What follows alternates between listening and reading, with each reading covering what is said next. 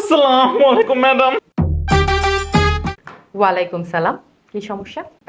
আমার জামাই পরকিয়া করে আপা, আমার জামাই পরকিয়া করে। সুন্দর মেয়ে মানুষ দেখলেই জায়গা আপা, সুন্দর মেয়ে মানুষ দেখলেই জায়গা।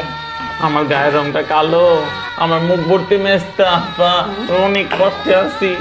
আমার সাত সাত চা বইতা ম্যাডাম, সিজারের দাগ দুগ আছে, বডির কোনো শেপ নাই আমার। আমার এখন একটু সুন্দর বানায় দেন ম্যাডাম, একটু সুন্দর বানায় দেন, দোয়ায় লাগে আপনার।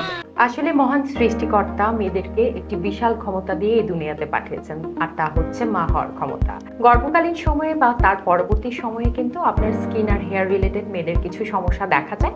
তার মধ্যে যেমন হেয়ার ফলটা খুবই কমন, পাশাপাশি মেস্তার সমস্যা দেখা দিতে পারে, আর যেমনটা আপনি বলছিলেন যে সিজারের দাগ বা স্ট্রেচ মার্ক এগুলো কিন্তু দেখা দিতে পারে। আর হ্যাঁ, অনেকে এসে কমপ্লেন করেন যে আগে গ্লো ছিল, সিজারের পরে বা প্রেগন্যান্সির পরবর্তীতে সেগুলোটাও চলে গেছে।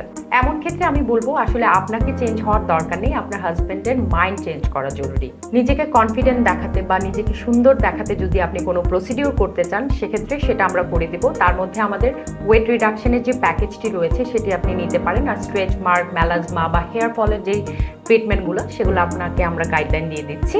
মনে রাখবেন, স্ট্রেস, অ্যাংজাইটি, ডিপ্রেশন, তার মানে আপনার মেন্টাল হেলথ যদি ঠিক না থাকে তাহলে কিন্তু আপনার স্কিন কখনোই গ্লো করবে না।